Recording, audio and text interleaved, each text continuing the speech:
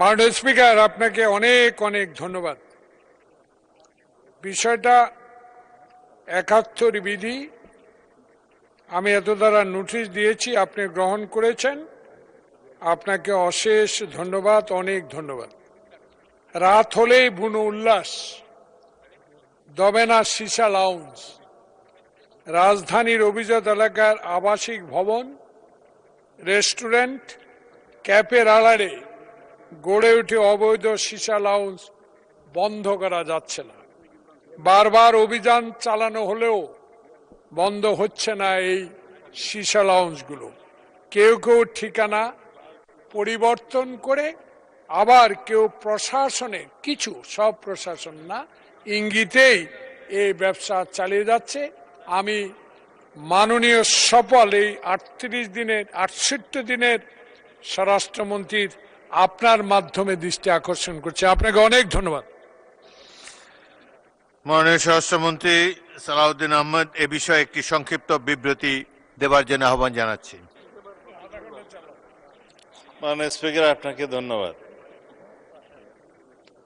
রাজধানীর অভিজাত এলাকায় আবাসিক ভবন, রেস্টুরেন্ট ও ক্যাফের আড়ালে গড়ে ওঠা অবৈধ সিসা লাউঞ্জ বন্ধের বিষয়ে যে নোটিশটি উত্থাপন করেছেন মাননীয় সদস্য, সেই জন্য তাকেও অশেষ ধন্যবাদ জানাচ্ছি।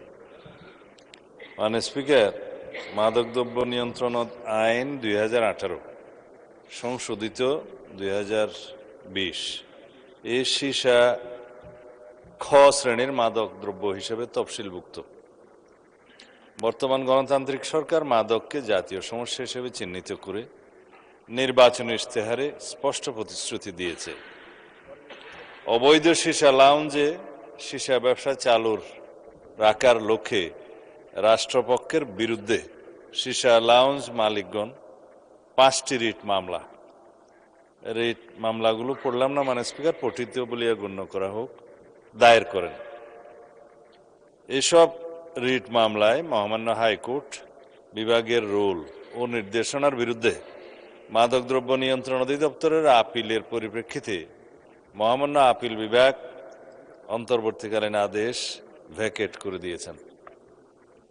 স্বরাষ্ট্র মন্ত্রণালয়ের 8 এপ্রিল 2026 তারিখের একটি স্মারক নম্বর পঠিত বলিয়া গণ্য হোক মাননীয় স্পিকার।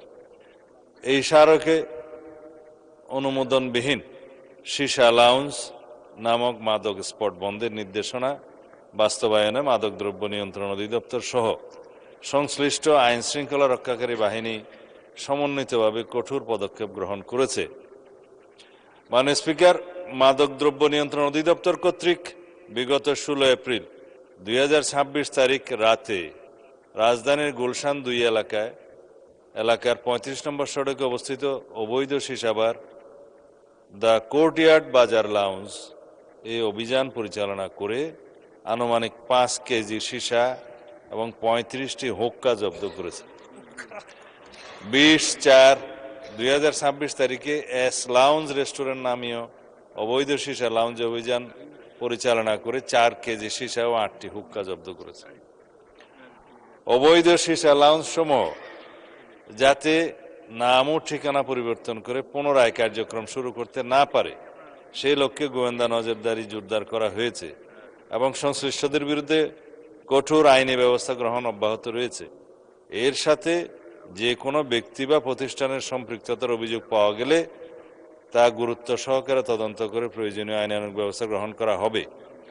মহামান্য হাইকোর্ট বিভাগে সিসা বার পরিচালনার বিষয়ে রিট কারীগণের বিপক্ষে সর্বদা আইনি লড়াই পরিচালনা করার পাশাপাশি সিসা বার সমূহে নিয়মিত অভিযান পরিচালনা অব্যাহত রেখেছে মাদকদ্রব্য নিয়ন্ত্রণ অধিদপ্তর। মাননীয় স্পিকার, রাজধানীর বিভিন্ন এলাকায় আবাসিক ভবন, রেস্টুরেন্ট ও ক্যাফের আড়ালে অবৈধ সিসা লাউঞ্জ পরিচালনার বিষয়টি ঢাকা উত্তর সিটি কর্পোরেশনের নজরেও এসছে। এই ধরনের কার্যক্রম জনস্বাস্থ্য, নগর শৃঙ্খলা ও আইন শৃঙ্খলার জন্য ক্ষতিকর এবং কোনোভাবেই গ্রহণযোগ্য নয়। ঢাকা উত্তর সিটি কর্পোরেশন নিয়মিত ভ্রাম্যমাণ আদালত ও তদারকি কার্যক্রমের মাধ্যমে অবৈধ সিসা লাউঞ্জ চিহ্নিতকরণ ও বন্ধে অভিযান পরিচালনা করছে। এ বিষয়ে আইনশৃঙ্খলা বাহিনী ও সংশ্লিষ্ট সংস্থাসমূহের সাথে সমন্বয় করে যৌথ অভিযান পরিচালনা করা হচ্ছে। এছাড়া কোনো ব্যক্তি বা প্রতিষ্ঠানের বিরুদ্ধে প্রশাসনিক সহযোগিতার মাধ্যমে অবৈধ কার্যক্রম পরিচালনার অভিযোগ পাওয়া গেলে তা গুরুত্বের সাথে তদন্তপূর্বক প্রয়োজনীয় ব্যবস্থা গ্রহণ করা হবে। ঢাকা উত্তর সিটি কর্পোরেশন হতে সিটি কর্পোরেশন আদর্শ কর তফসিল 2026 অনুযায়ী নির্ধারিত ব্যবসার ধরনের ট্রেড লাইসেন্স ইস্যু অথবা নবায়ন করা হয়। আদর্শ কর তফসিল শেষ অ্যালাউন্স শিরোনামে কোনো ধারণ নাই। অতএব অবৈধ শীষ অ্যালাউন্স সম্পূর্ণরূপে বন্ধে ঢাকা উত্তর সিটি কর্পোরেশন কঠোর অবস্থানে রয়েছে।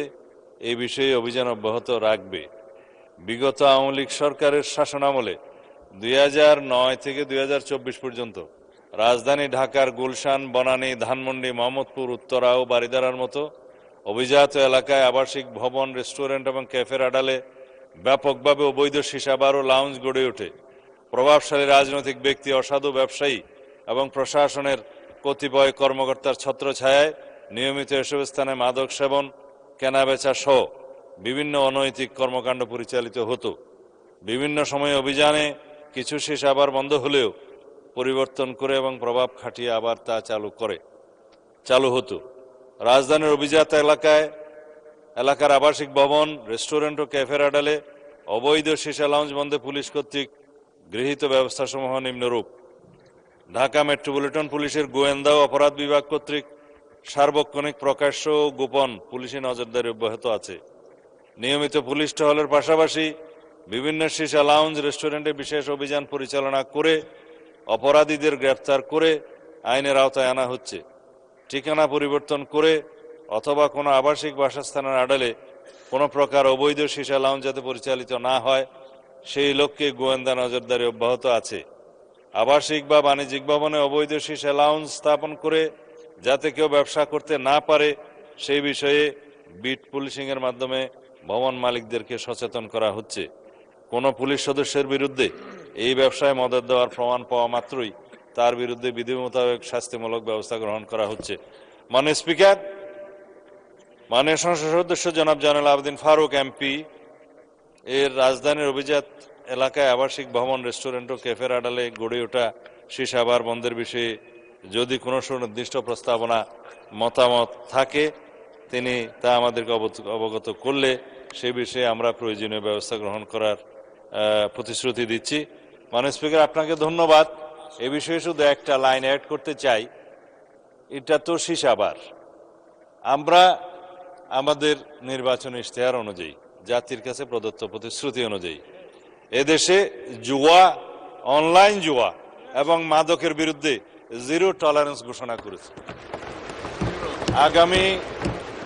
আগামী 30 এপ্রিলের পরে এই মহান সংসদের সেশন শেষ হওয়ার পরে আমরা সমন্বিতভাবে এ বিষয়ে সারা দেশে একটি সুসমন্বিত অভিযান পরিচালনা করব। মাননীয় স্পিকার, এই দেশের যুব সমাজকে রক্ষা করার জন্য এর কোনো বিকল্প নয়। মাননীয় স্পিকার, আপনাকে ধন্যবাদ। ধন্যবাদ মাননীয় মন্ত্রী।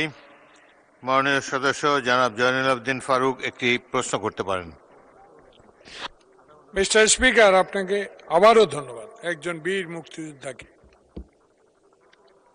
68 দিনের সরকার আগে বলেছি, ফ্যাসিস্ট সরকার ক্যাসিনো করেছে, বিদায় হয়েছে।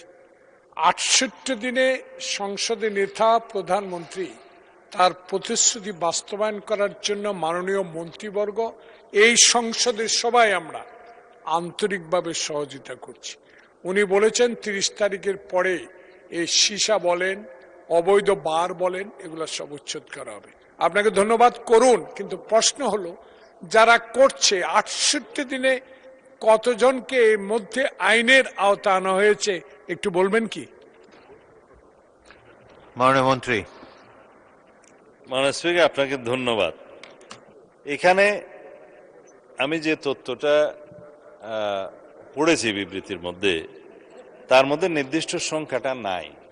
নির্দিষ্ট সংখ্যাটা যদি প্রকাশ করতে হয় মাননীয় সদস্য আমাকে একটা নোটিশ দিলে পরবর্তীতে আমরা সেটা বলতে পারবো।